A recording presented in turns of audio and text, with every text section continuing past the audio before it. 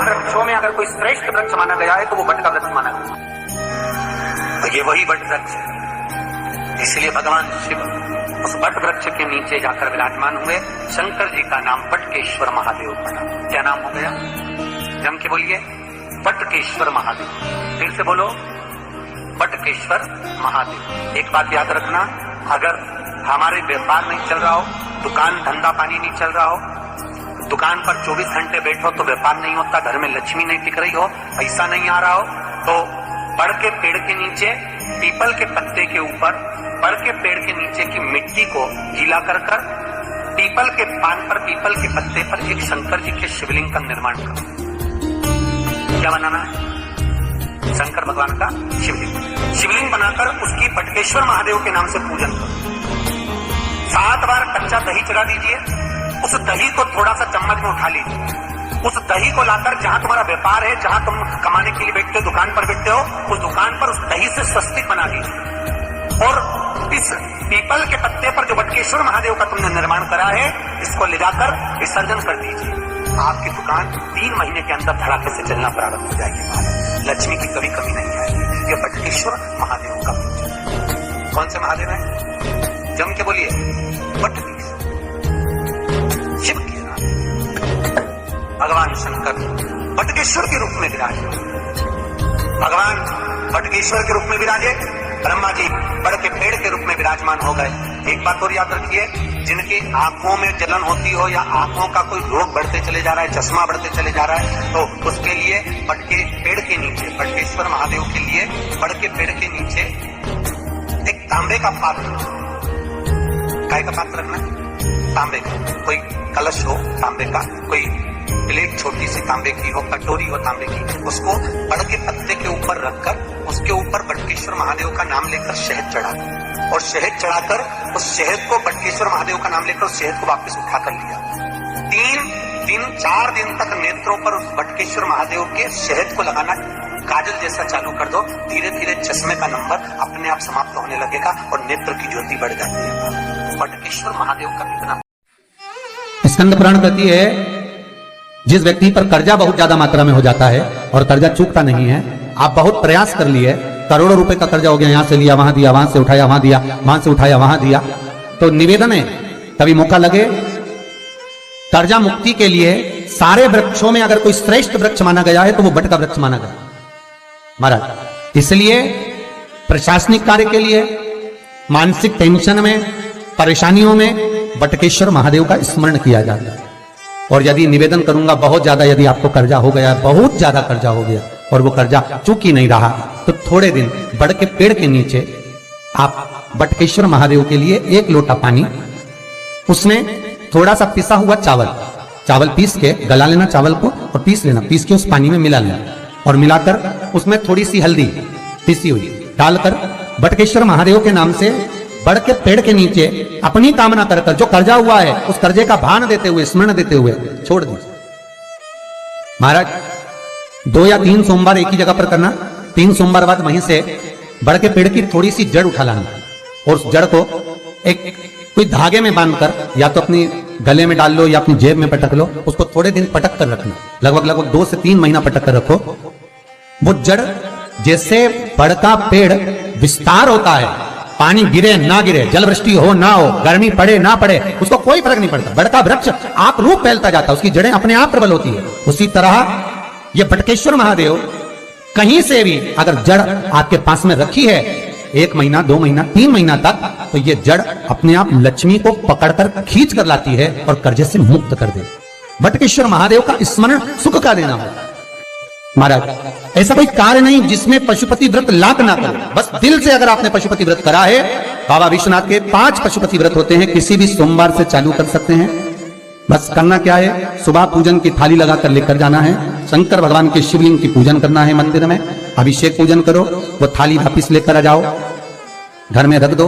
उसी थाली में शाम के समय प्रदोष काल में सूर्य डूब रहा हो, उसके कुछ ही समय के बाद आप आनंद में 6 दिए घर से लेकर जाओ, थोड़ा सा मीठा बनाकर लेकर जाओ और 5 दिए शंकर जी के मंदिर में लगाओ। पूजन करने के बाद में मीठे के 3 हिस्से कर दो, 2 हिस्से बाबा के मंदिर में अलग अलग रखिए, एक ही प्लेट में 2 हिस्से नहीं रखना है। दोनों हिस्सों को अलग अलग कटोरी में, अलग अलग दोने में, अलग अलग प्लेट में बाबा को रख दो और एक हिस्सा, एक दिया लेकर आ जाइए। घर के दरवाजे में प्रवेश करते समय राइट भाग में एक दिया घी का लगा दीजिए जो लेकर आए हो मंदिर से। उसको जला के नहीं लाना है, वहीं पर जलाना।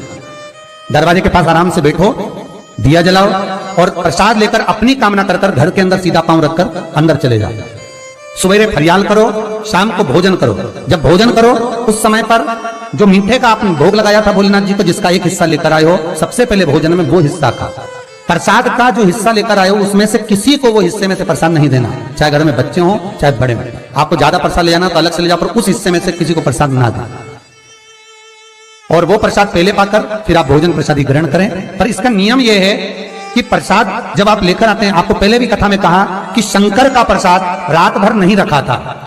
जितनी जल्दी आप प्रसाद का हिस्सा लेकर आए हैं, आधे घंटे के अंदर, पौन घंटे के अंदर आपको वो प्रसाद पाना है और भोजन करना ही है। ये नहीं कि सब आएंगे, इंतजार कर रहे हो, 10 बज गई, 11 बज गई, प्रसाद आपका इंतजार कर रहा है। जो प्रसाद है वो आपकी प्रतीक्षा कर रहा है, आपकी बाट जो रहा, आपका इंतजार कर रहा है। ये नहीं होना चाहिए।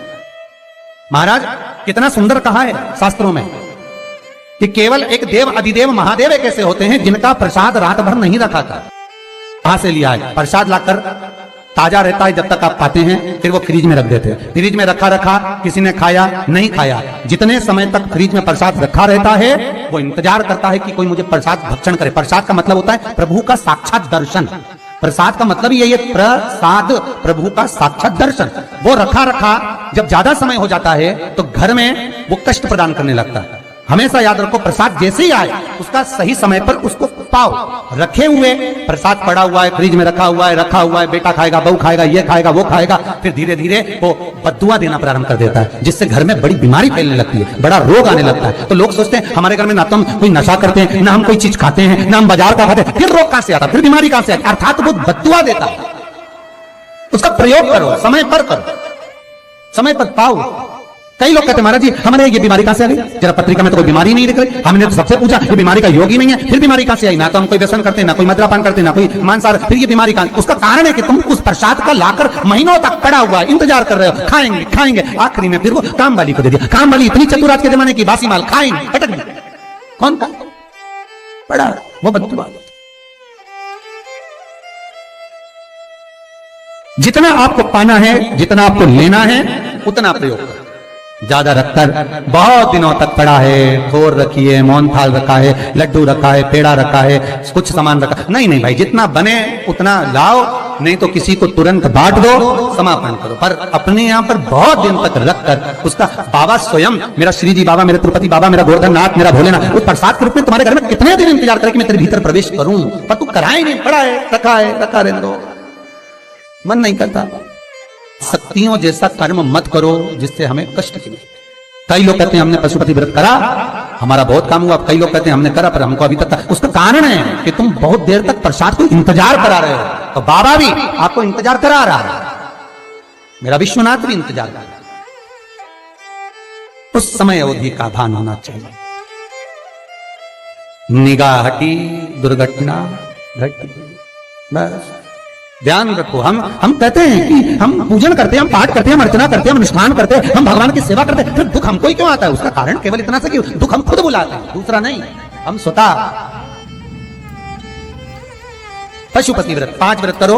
5 व्रत पूर्ण होने पर कई माताएं कहती है कि बीच में हमारे व्रत छूट जाते हैं रजस्वला धर्म के समय पर, तो व्रत तो करना पड़ेगा पर पूजन नहीं होगी और वो गिनती में भी नहीं आएगा। पर व्रत करना है पर गिनती में नहीं आएगा। माना पूजन भले मत करो, 7 दिन बाद आप जो व्रत करें वो अपने ऊपर है, पर गिनती में नहीं आएगा। व्रत करना पड़ेगा।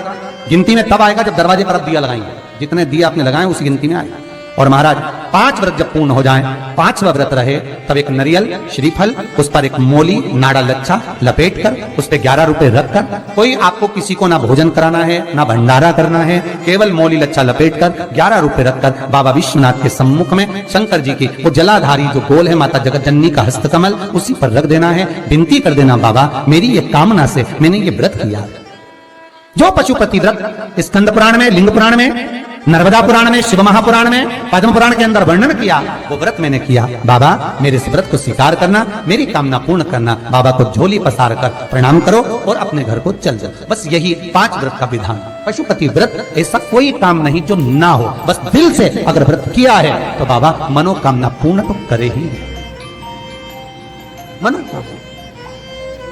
आप तो आप हमारे घर के, चाहे घर की धर्मपत्नी हो, चाहे भांजे हो, कोई प्रॉब्लम होती है मुझसे कह देते पशुपति व्रत करना हो जाए। बस पशुपति व्रत में आपका भाव शुद्ध होना चाहिए। निर्मल चित्त निर्मल मन सो मोहि पावा, मोहि छल छिद्र कपट ना भावा। निर्मलता के भाव में भगवान मिल सकता। और फिर निवेदन करूंगा, 1 लोटा पानी चढ़ाओ ना चढ़ाओ, पर बाबा से दिल से आप मिलो तो एक बार दिल से उससे कहो तो। शिव शंकर का पशुपति व्रत केवल संसारिक मनुष्य ही नहीं करता, ये पशुपति व्रत देवता भी करते हैं। देवता शिव साधारण नहीं है महाराज, उसका स्मरण मात्र। मां पार्वती कोई बेसन का, आटे का उपटन नहीं लगाती थी। मां पार्वती गाय के गोबर को अपने तन पर लगाती थी। उस गोबर का उपटन जो निकाला गया, उससे एक पुतला तैयार करा जिसको गणेश जी कहा गया। इसलिए हमारे हिंदू धर्म में लोग कहते हैं गोबर गणेश। माता पार्वती ने अपने तन पर से जो उपटन निकाला था, वो गाय का जो गोबर मां पार्वती अपने तन पर लगाती थी, उस गोबर से जो उपटन बना, उस उपटन का गणेश निर्माण हुआ। वही गोबर गणेश कहलाता। शादी ब्याह में आज भी गोबर गणेश को पूजा जाता है। शंकर को आधा चावल का दाना नहीं चढ़ता, आपको मालूम होगा। शंकर को आधा चावल का दाना नहीं चढ़ता। शंकर को कूटा हुआ नारियल नहीं चढ़ता। शंकर को खंडित बेलपत्र नहीं चढ़ती। शंकर को टूटा हुआ फल नहीं चढ़ता। शंकर को अगर किसी ने एक केले के 2 टुकड़े कर चढ़ा दिए तो वो चढ़ेगा नहीं। शंकर को अगर एक सेब में से 2 टुकड़े कर चढ़ा दिए, चढ़ेगा नहीं। शंकर को नारियल फोड़ कर चढ़ा दिया, वो चढ़ेगा नहीं। शंकर को बेलपत्र खंडित चढ़ा दी, चढ़ेगी नहीं। शंकर को टूटा हुआ चावल चढ़ाया, चढ़ेगा नहीं। अर्थात शिव महापुराण की कथा कहती है कि शंकर को आधा चाहिए ही नहीं, शिव को पूर्ण समर्पण चाहिए, तब शंकर प्रसन्न होगा। शिव जब प्रसन्न होगा जब आपकी पूर्णता रहेगी। इसलिए चावल का दाना भी आखा, श्रीफल भी आखा, फल भी आखा, केला भी आखा। जो तुम दे रहे हो भगवान को भले मत दो, पर जो देना है वो आखा ही देना।